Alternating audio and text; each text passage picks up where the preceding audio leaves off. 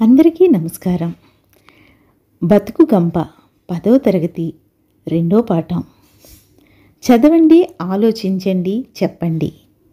1884 సంవత్సరంలో మా నాయనగారి ఆకస్మిక మరణంతో నా జీవితంలో ఒక పెద్ద అగాధం ఏర్పడింది. ఆ స్థితిలో కుటుంబ భారం అంతా మా తల్లిగారి మీద పడింది. ఈ సంసారం పోషించడానికి ఆమెకు ఉన్న సాధనాలు కూడా కొరత పడిపోయాయి. మా అమ్మగారికి కుటుంబ భవిష్యత్తు విషయమై ఆతృత హెచ్చయింది. మా మేనమామలపై ఆధారపడటం ఇష్టం లేదు. ఇంగ్లీష్ చదువు చదివించాలన్న మా నాన్నగారి కోరికను సఫలం చేయాలని సంకల్పించుకుంది.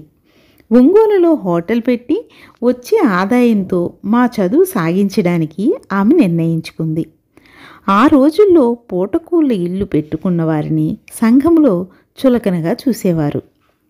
కానీ ఒకరి కుటుంబం మీద ఆధారపడటం కన్నా నలుగురికి అన్నం పెట్టి జీవించడమే గౌరవప్రదం అని మా అమ్మగారు నిర్ణయించుకుంది.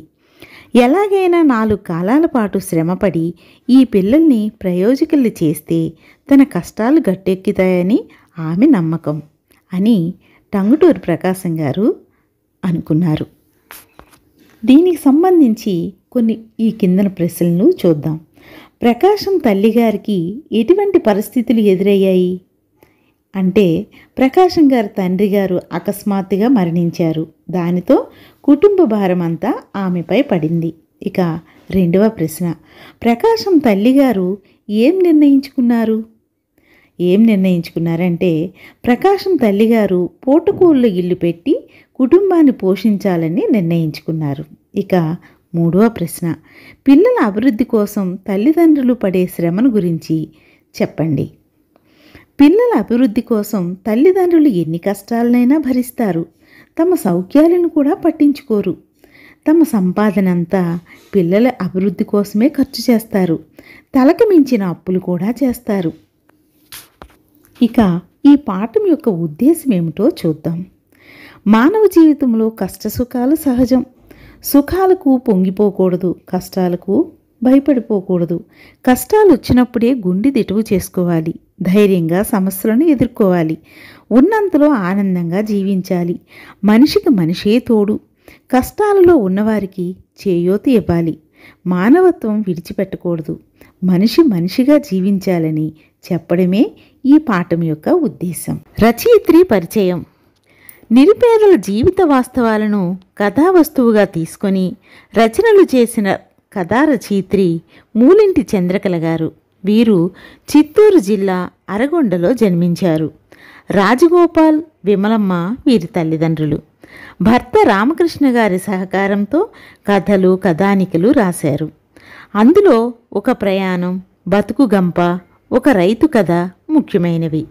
వీటితో పాటు భానుమతి, రామకృష్ణ గారి అత్తగారి కథలకు, మునిమాణిక్యం నరసింహారావు గారి కాంతం కథలకు రేడియోలో ప్రసంగ వ్యాసాలు చేశారు.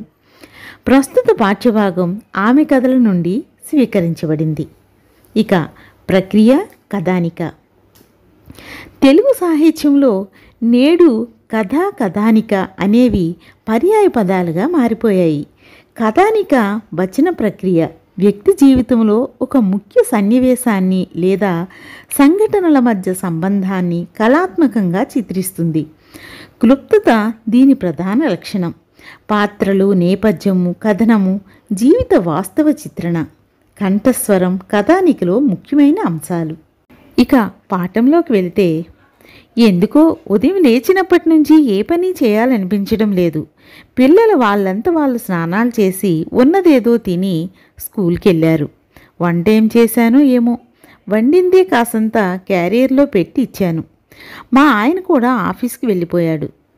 ఎక్కడ వస్తువులు అక్కడే పడున్నాయి. పిల్లలు ఎక్కడ తీసేసిన బట్టలు అక్కడే ఉన్నాయి. ఏ పని చేయాలనిపించడం లేదు. ఎంత వద్దనుకున్నా ఎల్లమ్మే గుర్తుకొస్తుంది. ఆలోచనలన్నీ ఎల్లమ్మ చుట్టే తిరుగుతున్నాయి. కారణం తెలియడం లేదు. ఎప్పుడో 4 ఏళ్ల క్రితం అనుకుంటా, ఈత పుల్లల గంపలో ఎంతో అందంగా పండ్లు అమర్చుకొని తనదైన యాసతో పండ్లమ్మో పండ్లు అంటూ అరుస్తూ మా వీధిలోకి వచ్చింది.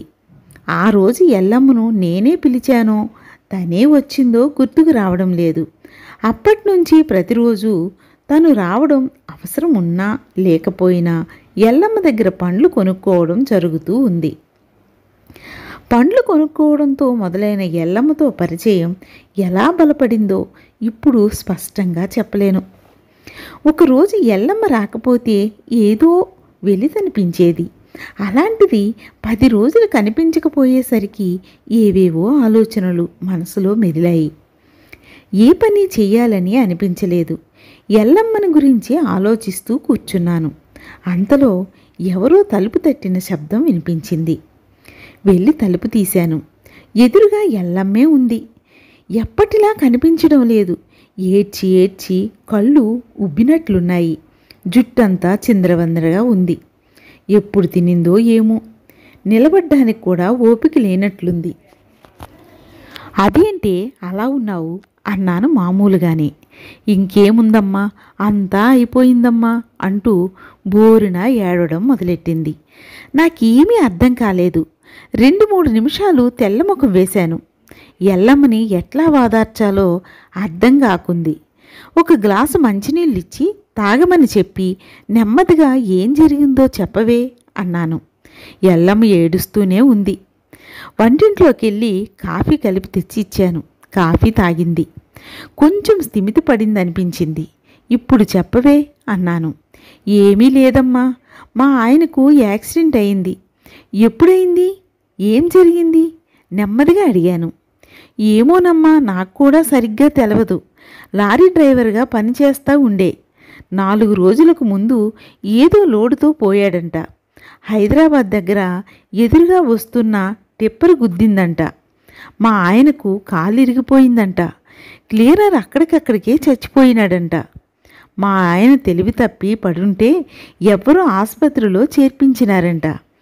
అదేమో కేసవుతుందన్న అంటున్నారు. కాళ్లకు చేతులకు తలకు పెద్ద దెబ్బలే తగిలాయంట. ఆసుపత్రిలో కట్లు కట్టి కుట్లేసి పండపెట్టిండ్రు. పానానికి భయం లేదంట. మాటల మధ్యలో ఏడుస్తూనే చెప్పింది. అయితే నువ్విట్లా వచ్చేవేమే అడిగాను. రాక చేసేదేముందమ్మా, లెక్క కావద్దు, చాలా అవుతుందంట కదమ్మా. పిల్లల పేర్ల మీద నెల నెలా తిని తినక 100 రూపాయలు చాన్నాలుగా కడతా ఉంటి. అదో 10,000 ఉన్నాయి. అవి తీసుకెళ్లాలని ఇట్లా ఊర్లోకి వస్తే అట్లే చాలా రోజులు అయింది కదా. నేనెక్కడ చచ్చానో అనుకుంటారని ఇట్టా తెలిసినోళ్ళు ఇల్లు చూసి పోదామని వస్తినమ్మా అని తను చెప్పదలుచుకుందంతా అయిపోయిందని గట్టిగా ఊపిరి పీల్చుకుంది. ఎల్లమ్మతో ఏం మాట్లాడాలో అర్థం కాక అలాగే కాసేపు మౌనంగా ఉండిపోయాను. ఏం సేతు, అంతా నా కర్మ కర్మ అంటూ ఎల్లమ్మ మళ్ళీ చెప్పడం మొదలుపెట్టింది. నాకు 6 ఏళ్ళుంటాయనుకుంటానమ్మా. మా ఈదిలో పిల్లలతో ఆడుకుంటా అంటి. ఎవరో మా ఇంటికాడ 4 కూస్తుండ్రి. చేపల కోసం మా అయ్యకాడికి వచ్చిండ్రనుకుంటి. మళ్ళీ వారం తాలాక తెలిసే పెత్తనానికి వచ్చిండ్రని. ఎవరికి, ఇంకెవరికి? నాకేనమ్మా. నీకా? అవునమ్మా. మా అయ్యకేమో మేము 14 మందిమి. నాపై ఉన్న అక్కలకు అన్నలకు పెళ్ళిళ్ళయ్యా. 4 ఎలాగూ పోయారట. మిగిలిన 4లో నేను 2వ దాన్ని. నాకన్నా పెద్దదానికి అప్పటికే పెళ్లి కుదిరిందట. మా అక్కను చూడ్డానికి వచ్చిన వాళ్ళలో మా ఆయన ఉన్నాడట. ఆయనకు నేను నచ్చానట. పెళ్లిలో పెళ్లి చేసేద్దాం అనుకున్నారట. జానెడి తాడు 50 రూపాయల చీరతో నా పెళ్ళి అయిపోయింది. మా అయ్యకి చదువు లేదు, పెద్ద వ్యాపారము లేదు. పిల్లలేమో ఇంటి నిండా ఉంటిమి. ఇది మొదటి భాగం. ఇందులో ఆలోచించండి, చెప్పండి అని ఇక్కడ 2 ప్రశ్నలు ఇచ్చారు. మొదటి ప్రశ్న, ఎల్లమ్మ తన భర్త గురించి ఏం చెప్పింది? దీనికి జవాబు ఏమిటంటే తన భర్తకు యాక్సిడెంట్ అయిందని చెప్పింది. తన భర్త లారీ డ్రైవర్ అని కూడా చెప్పింది. హైదరాబాదులో ఎదురుగా వస్తున్న టిప్పర్ను గుద్దడంతో తన భర్తకు కాలు విరిగిందని ఎల్లమ్మ చెప్పింది. ప్రాణానికి భయం లేదని కూడా చెప్పింది. ఆసుపత్రిలో ఉన్నాడని చెప్పింది. ఇక 2వ ప్రశ్న, ఎల్లమ్మ దుఃఖానికి కారణమేమిటి? ఎల్లమ్మ దుఃఖానికి కారణం ఏమిటంటే తన దాకా వచ్చేసరికి తండ్రికి కూడా పూట గడవడం కష్టమైందండి. తన భర్తకు యాక్సిడెంట్ జరగడం పెద్ద కష్టమంది. తన కష్టాలన్నీ తలుచుకొని చాలా దుఃఖించింది. బతుకు గంప పాఠంలో రెండో భాగం. మొదటి నుంచి చేపలు పట్టే బతుకుతుండ్రి. అప్పుడు తినడానికి బాగా జరిగేదేమో. మా అక్కలకు అన్నలకు కొద్దో గొప్ప ఉన్నోళ్ళ సంబంధాలే తెచ్చి చేసిరి. మా కాడికి వచ్చేసరికి పూట గడవడం కష్టమాయా. అక్క పెళ్ళికి ఎలాగో అవి ఇవి కొని బంతిపువ్వు పెట్టాలా కదా, పనిలో పని అయిపోతుందని నా మెల్లోనూ పసుపు తాడేసేసిరి. కళ్ళు తుడుచుకుంటూ ఎల్లమ్మ అంది. ఎందుకెల్లమ్మా ఏడుస్తావన్నా? ఇంకేమనాలో తోచక, ఎందుకేందమ్మా, వాడికేం బుద్ధి పుట్టినో ఇంటికి రావడమే సాలుకొని ఏం తినాలో తెలియకపోయే. మా అమ్మకాడికి పోదామనుకుంటే వాళ్ళకి జరిగేదేదే కష్టంగా ఉండే. మా అత్తని కూడా నేనే సాకాల్సి వచ్చే. ఏ పని చెయ్యాలో తెలవకపోయే. కూలికి పోదామంటే కడుపులో బిడ్డ ఉండే. వంగి లేవడం కష్టంగా ఉండే. అప్పుడు మాగేర్లో చాలామంది పండ్లు అమ్ముకునే బతుకుతుండ్రి. వాళ్ళలో పడిండ్ల చిన్నగా బండ్లు అమ్మబడితే అట్లే పెద్దోడు పుట్టే. మళ్ళీ పక్కూర్లో ఉన్నాడంటే బతిమిలాడి పిలుసుకొస్తే కొద్ది కాలం ఉండే. మళ్ళీ ఏమొచ్చినో ఏమో మళ్ళీ పోయే. ఇట్లేనమ్మా సంకలో బిడ్డ కడుపులో బిడ్డ నెత్తిని గంప పెట్టుకొని ఇది తిరిగి పిల్లల్ని సాకితి. ఇట్లే ఇన్నేళ్ళు ఈ బతుకి ఈడిస్తి. పిల్లల కాయలకి పనిచేసే వయసొచ్చే. ఏదో పనికి పోయి బతుకుతారులే అనుకుంటి. ఇద్దో ఇట్లా వచ్చి పడే ఆపద. ఏం చేయాలో అర్థం కాలేదమ్మా. కనీసం అమ్మవాళ్ళు కూడా అయ్యో మాల్లా ఊర్లో వాళ్ళు ఏమీ అని అనకపోయిరి. పోతే పోయినా లేమ్మా, వాడు బాగుండి నువ్వు సుఖపడింది లేదు అనబట్టిరి. అయినా పాడుపానం ఊరుకోలేదమ్మా. ఎంతైనా పుస్తి కట్టినోడు. సంపాదించి పెట్టకపోతే పాయ. మగదిక్కుగానైనా ఇంట్లో పడుంటాడు. ఆయనకి ఇంకొక బిడ్డ అనుకుని అంత ముద్దేస్తే సరి. నలుగురిలో అంత బొట్టెట్టుకుని తిరగచ్చు. పిల్లలపై ప్రేమ లేకుంటే పాయ. కన్నోడున్నాడనుకుంటారు కదా అని పండ్లమ్మి కూడబెట్టిన పైసలు ఎత్తుకొని పోతుండానమ్మా అంటూ కళ్ళు తుడుచుకొని ఇంట్లో చిందరవందరగా పడిన సామాన్లు సర్ది ఉన్న 4 గిన్నెలు కడిగి ఇంకా వస్తానమ్మా, 4 దినాల తర్వాత మళ్ళీ కనబడతానమ్మా అంటూ చెప్పి చాలా సాధారణంగా వెళ్ళిపోయింది. ఎల్లమ్మ వెళ్ళిపోయినా ఆలోచనలు ఎల్లమ్మ చుట్టే తిరుగుతున్నాయి. ఇన్నేళ్ల తన పరిచయంలో ఏనాడు తన బాధను పడుతున్నట్లు కానీ తనేదో కోల్పోయినట్లు కానీ కనబడలేదు. ఎప్పుడూ ఎండలో గంప మోసి అలసిపోయినట్లు కనిపించేది. 3 ఏళ్ల క్రితం అనుకుంటా ఒకరోజు జ్వరంతో పడుకోనున్న నన్ను చూసి ఏమైందమ్మా అని ఆప్యాయంగా పలకరించి ఇంట్లో పనంతా ఎవరు చేస్తారమ్మా అని అడిగింది. జ్వరం తగ్గాక నేనే చేసుకోవాలి అన్నాను.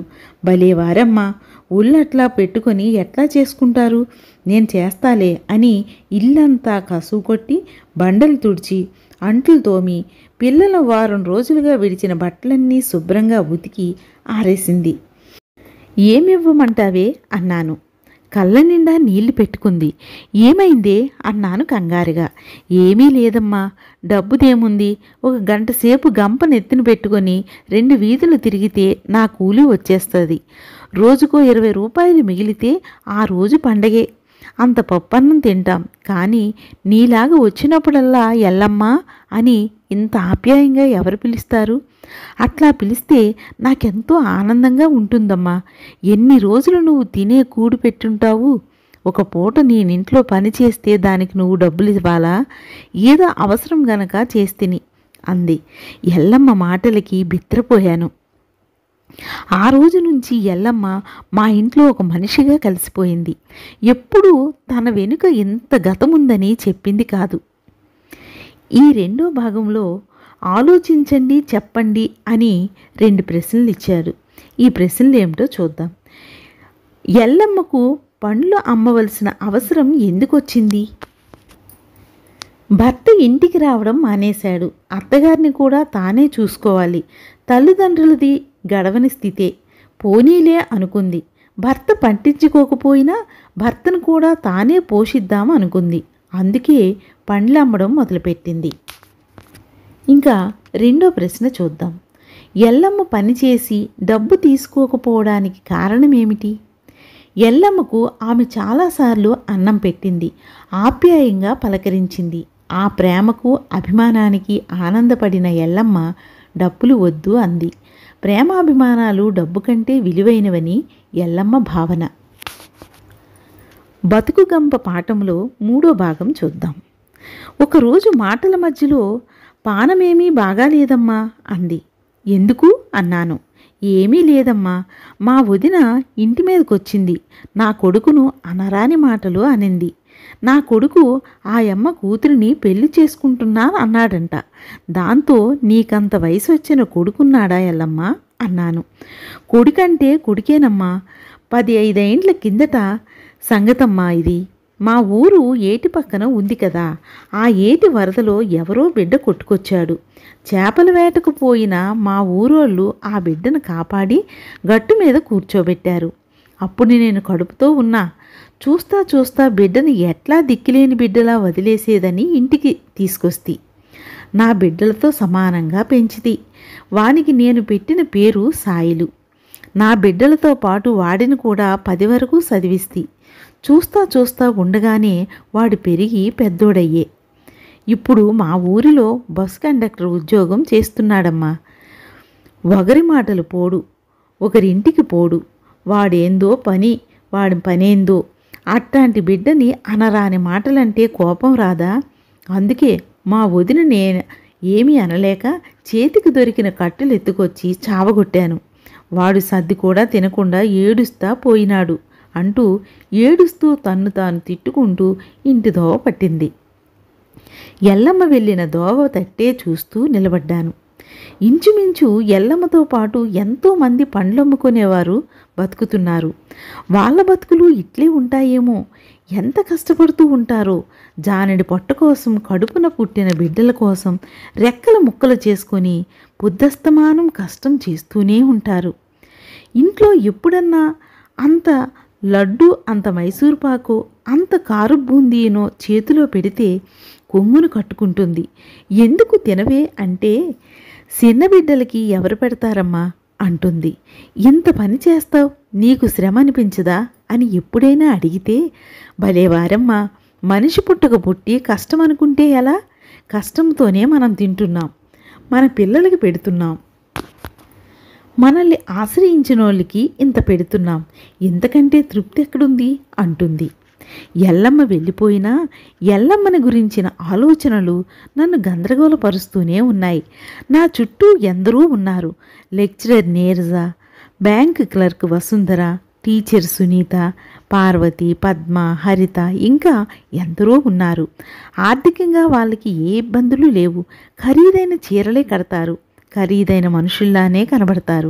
విందులు వినోదాలు అంటూ ఎక్కడెక్కడికో వెళ్ళి వస్తుంటారు. ఎప్పుడు కలిసినా ఏదో వెలితిగానే మాట్లాడతారు. ఏవేవో వాళ్ళు ఊహించుకున్నవి వాళ్ళ సొంతం కాలేదని, వాళ్ళ జీవితమంతా అశాంతే అలుముకుందని బాధపడిపోతారు. ఏనాడు సుఖమన్న మాట, ఆనందమన్న మాట తన దరిదాపులకు కూడా రానివ్వని ఎల్లమ్మ ఎప్పుడూ బాధపడినట్లు కానీ, వాటి గురించి ఆలోచించినట్లు కానీ కనిపించలేదు. ఆ క్షణం ఎల్లమ్మ వాళ్ళందరికంటే ఎంతో ఎత్తులో ఉన్నట్లు అనిపించింది ఆమెకు. ఇక ఈ భాగంలో ఆలోచించండి, చెప్పండి అన్నట్టుగా 2 ప్రశ్నలు ఇచ్చారు. అవేమిటో చూద్దాం. పిల్లల కోసం పడే శ్రమ గురించి ఎల్లమ్మ ఏం చెప్పింది?